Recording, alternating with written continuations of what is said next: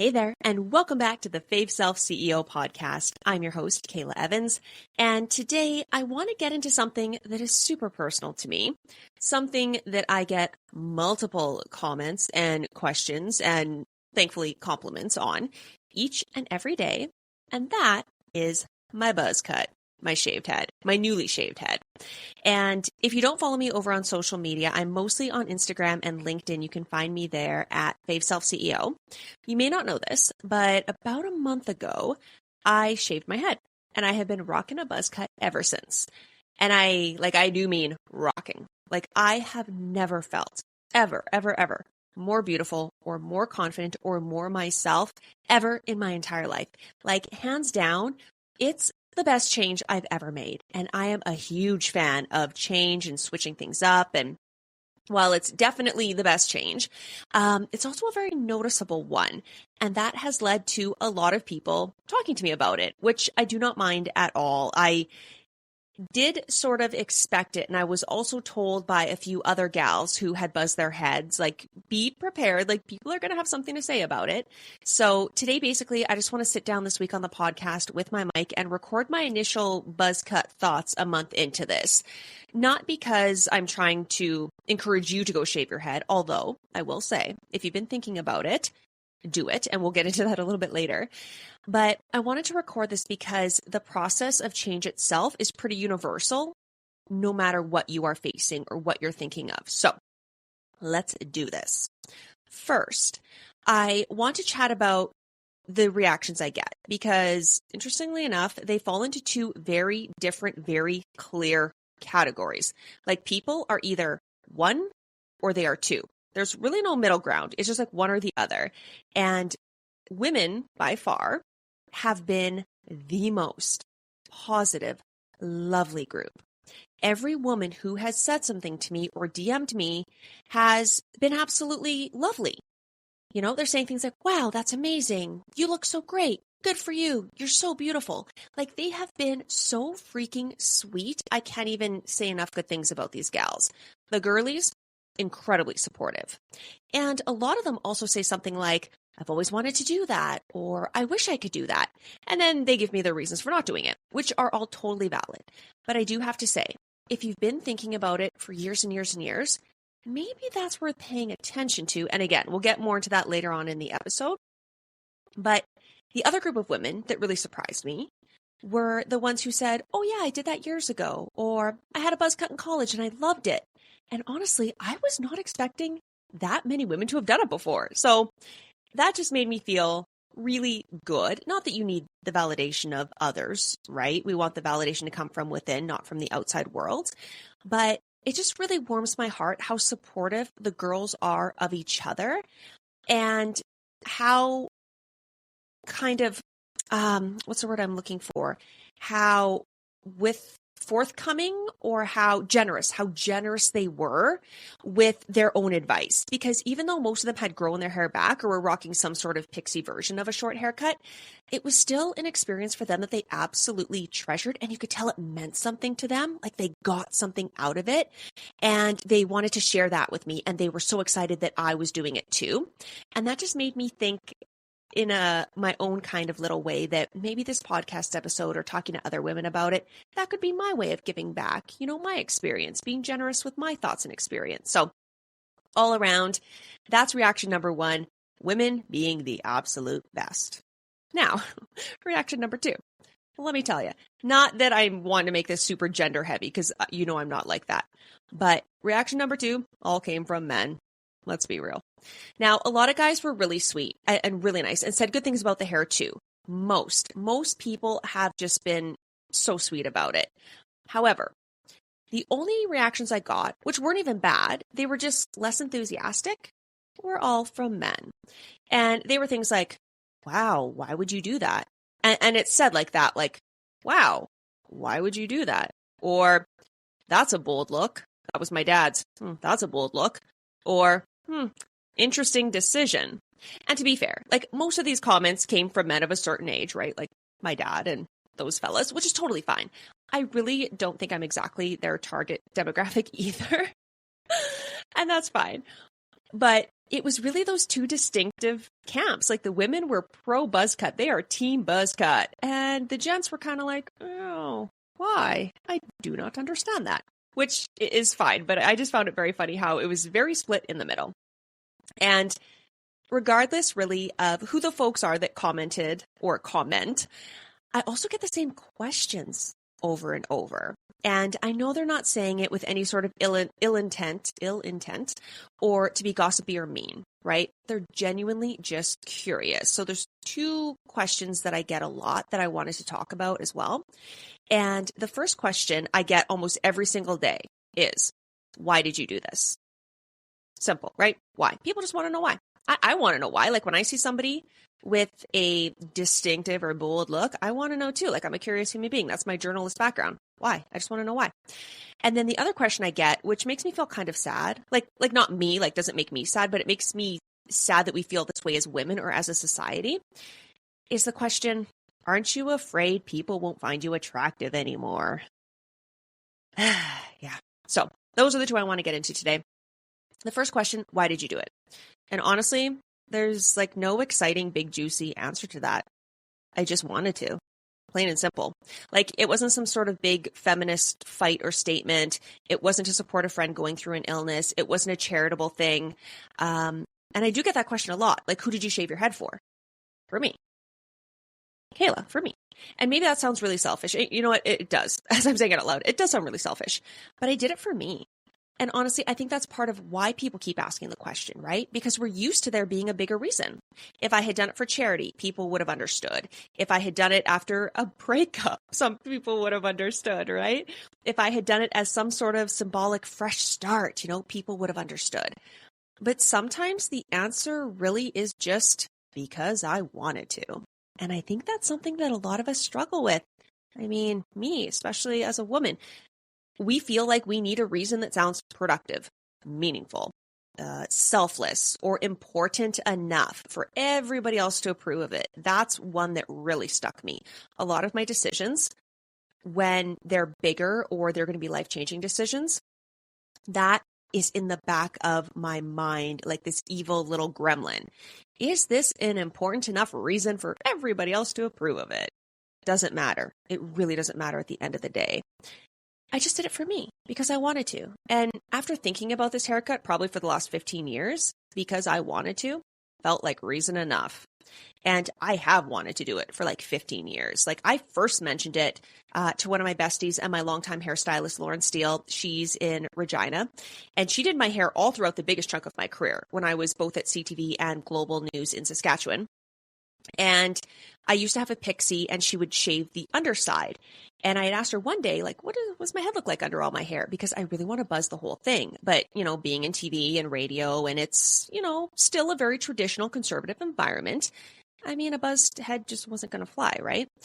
And honestly, like the deeper meaning at that point in my life, I probably wasn't brave enough or secure enough to do it. And that kind of hurts a little bit to say. Back then, I cared a lot about what people thought about me. I was very focused on show ratings and getting those ratings higher each and every ratings period. I cared a lot about what people thought about me, about how I looked, right? I was a young woman working in the public eye where you're highly visible, especially I was working in smaller cities. So more people know you and more people have access to you, I think, than, if you were to work in like a Toronto or a Vancouver. So you're in this tight-knit, smaller city and people do have opinions, like good, bad, or ugly. And prairie people, I mean, we do not hide our opinions. We are going to share them with you.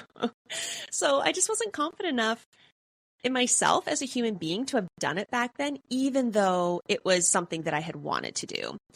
And I don't even know if confidence is really the right word, because I think sometimes people will look at somebody who does something like this and think, wow, they're so confident. But the buzz cut isn't what made me confident.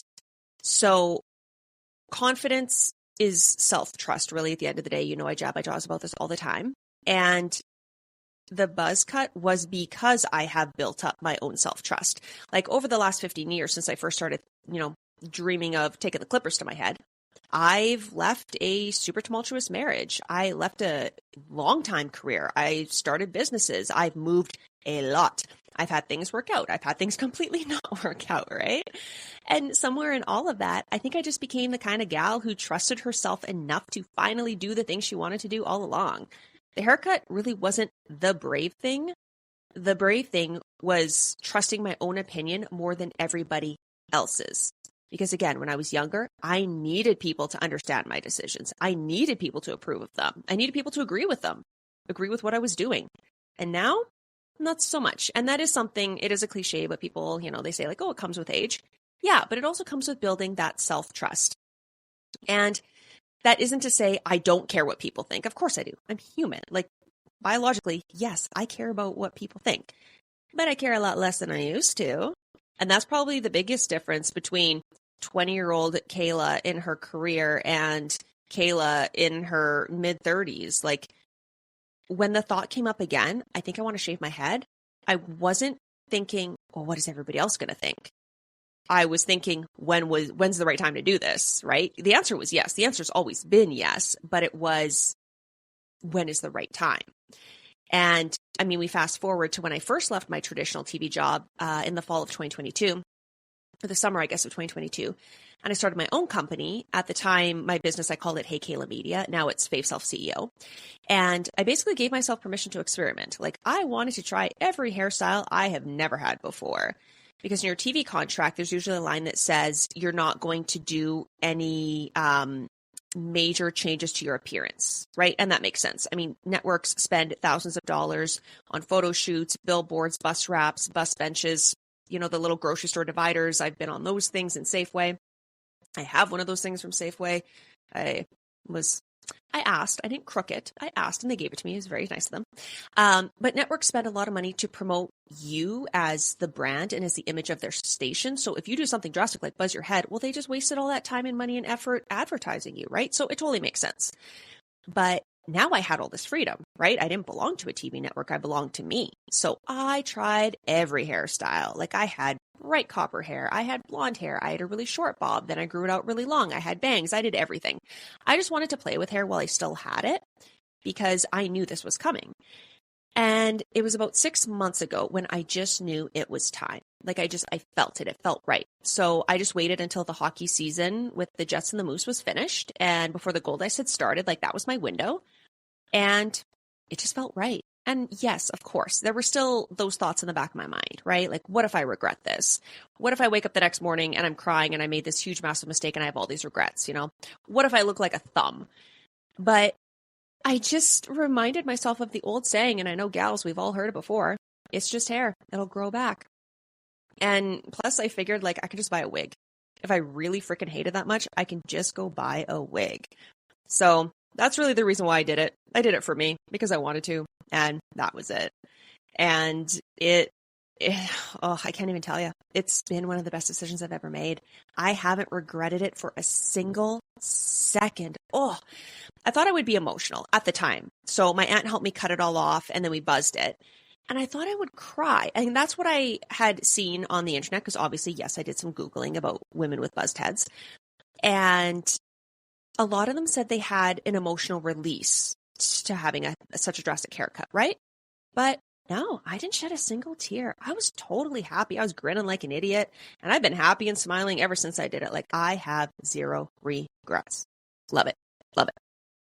Okay. On to the bigger, kind of scarier question now. Aren't you afraid? I usually get, aren't you afraid men won't find you attractive anymore? Yes and no. I would be lying if I said it hadn't crossed my mind. Of course it did. Again, I'm a human being. And especially because I work in speaking and sports industries that are highly tied to image. Oh yeah, I am very aware of what I look like. I always have been.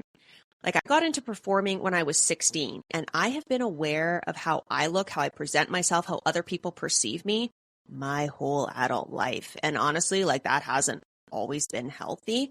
I would like to do a podcast episode on some stories from back in the day, but that's just the reality, right?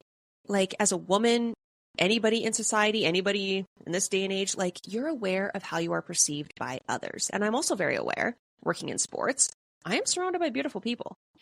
And you see the wives and girlfriends of these professional athletes who are absolutely stunning. Like, they could be Victoria's Secret models, honestly. They've got the long blonde hair, the lashes, the nails, the designer bags, the whole thing. They're stunning. And it's not just them. A lot of women in our province are gorgeous. Like Manitobans and Winnipeggers, have you looked around? Y'all are freaking stunning. And then they show up to these games looking incredible. I mean, even my co-host, my entire career, I've worked with really beautiful people, my entire career. So yes, I am very aware of how different I look. And I am very aware that I don't fit that mold. And to be honest, I've never really fit that mold. And that's something that even young me realized when I first started working. My first real job, which wasn't on the farm, was at an alt-rock radio station in Winnipeg. And at the time, I loved my look. I wish we would have had more cameras back then, but our cell phones didn't have cameras back then. I was this like post-hardcore glam emo kid. Like, I spent hours getting ready every day. I just loved it. And I fit in perfectly with the other punk, emo, rock kids at the station. 100%. I had that, like that bleach blonde straightened hair with the heavy bangs and the hot pink purple streaks underneath it. I looked good. But while I fit in at work at the radio station, I really didn't fit in with the other people I hung out with. And I definitely didn't fit in with my high school friends either. And honestly, I never really did. And then even in my TV career, I had this fire engine red hair, again, thanks to Ms. Lauren Steele in Regina. And whether it was long or cut into a bob or, I had it shaved underneath, I definitely did not look like my other co-hosts because they had that long, beautiful blonde hair. So I stood out constantly. And that's kind of been the theme of my life, I guess. I've never really fit the mold. And I don't really care to. My dad always told me, my dad is also somebody who really doesn't fit the mold. He's an interesting character. He always told me, cheese stands alone. Cheese stands alone. And my nickname when I was a kid was Mouse, that my dad gave me that nickname. So that's something that has always just been in the back of my mind, right? The cheese stands alone. I'm not trying to make some big statement. I just genuinely don't care about that kind of thing. And I definitely get that from my dad. Also, when you grow up in the country in the middle of nowhere and we didn't have an internet for the longest time, I think I've told this story before, I first saw email when I was in grade 9. I wasn't influenced by a lot of people either. So I grew up on the farm with the animals, riding my bikes in the fresh air, really not being influenced by people. So I just don't care about a lot of things when it comes to societal pressures and standards. However, working in TV sure snapped me out of that real quick. And I am aware that, yes, I do not fit society's typical image of what a woman should look like, especially now. But I think that's a good thing. Look around your community right now. It's 2026. There are so many different kinds of beautiful people out there. There are people who look completely different from one another and they're showing up as themselves. And I freaking love that. If I think about the 3 women I find most beautiful in the entire world, for whatever reason, I love these women. They don't look anything like each other. In fact, they could not be more different from one another. And they're all absolutely stunning. Not because they fit the same mold, but because they don't. And I think there's room for all of us to look how we want to look. And there's room for all of us to be who we want to be. And at the end of the day, that is what Fave Self CEO is all about. And that part does not freak me out. Being cheese stands alone doesn't freak me out. But in saying all of that, yeah, at the end of the day, as a single gal, I know that if I surveyed a handful of people, most of them would probably prefer long hair. Let's just be real. But I think that's kind of a good in a way because the buzz cut acts as an accidental filter. It really does. Because the people who don't like it, that's okay. They're not going to come near me. And the people who do like it or don't care one way or another, they're probably my people. So come on over. And yeah, if I sit and really ruminate on it, I can have the thought oh my God, what if I'm alone forever? But it's probably not going to be because of the buzz cut. Let's be real. Oh boy. No, that was a joke. But at the end of the day, I'm just happier with a shaved head than I ever was with any other haircut I've ever had. And let me tell you, after going through all those haircuts, I still didn't land at Prince Charming. So I really don't think it's the buzz cut's fault. And in saying all of that, one of the things that actually surprised me the most is that I don't feel less feminine. I don't feel less beautiful and I don't feel less like a woman. If anything, I feel more like myself. And I gave this a lot of thought over the last couple mornings, taking Todd for our morning walks. And I think it's because I've spent so much of my life experimenting with my look, right? In TV, I always had a different stylist, clothing stylist, depending on what network I was at, and they chose my clothes, right? I was always experimenting with hair, changing my hair, styling my hair, worrying about my hair, thinking about my hair. And taking all of that away, being removed from the TV life, being removed or having my hair removed, it was freeing. And I just feel the most like me like this. And I gotta say, there are so many freaking positives to it. I never have to worry about hair wash day anymore, right? Oh, awesome. Hands down. That's my favorite thing. I don't have to buy expensive products or expensive hair tools anymore. It takes me about 10 minutes to get ready, like top to bottom, 10 minutes. Another thing I've absolutely loved, I've had the windows rolled all the way down in my car every single day that I'm driving, and I am not worried about my hair whipping around, getting caught in my eyelashes, or smearing my lip gloss all over my face. When I'm hosting Gold Eyes games, I don't have to worry about rain or wind or humidity, any of it. We got rained out on Tuesday of this week. And let me tell you, I was the only girl leaving that stadium that looked the exact same as when I walked into it after all that rain. Not saying that makes me better, but I'm just saying optimal hair. It was awesome. I loved it. But the biggest surprise, hands down, it actually makes me feel more confident. Like I am shocked by how beautiful I feel without hair. And the only downside for me really is that your hair or your head kind of becomes like Velcro-y, so things stick to it. That's definitely a thing. But luckily I've got really good friends who tell me if it got like a sweater fuzz or like a leaf or like a piece of tree or whatever else is attached itself to my head. But other than that, I absolutely love it. I am also team buzzcut, 100%. And I don't think the lesson here is to necessarily go shave your head. Don't. Unless you really, really want to do it, because it is a drastic change. What I'm saying is, the lesson here is probably to pay attention to the things that keep calling you. Because this haircut called me for 15 years, not 15 days, 15 years. And eventually I realized I wasn't trying to become somebody else. I was trying to become more myself. So if there's something you've wanted to do for years and years and years and years, a haircut, a move, a creative project, a career change, or something completely different, it's worth paying attention to. The thing keeps calling you for a reason. And if it doesn't work out, well, then you pivot, right? Hair grows back. Wigs are getting really good these days. But that's what I have to say for now. I'm sure I'm going to have many more thoughts on this as time goes on and as I really live in it. So maybe I'll do an updated episode into the future. But for now, thank you so much for hanging out with me today. If you've ever buzzed your head or if you've been thinking about it, send me a message, Insta, LinkedIn. I would genuinely love to hear your thoughts and how that worked out for you. And other than that, have a fantastic weekend and a great week ahead. And I will talk to you next Friday.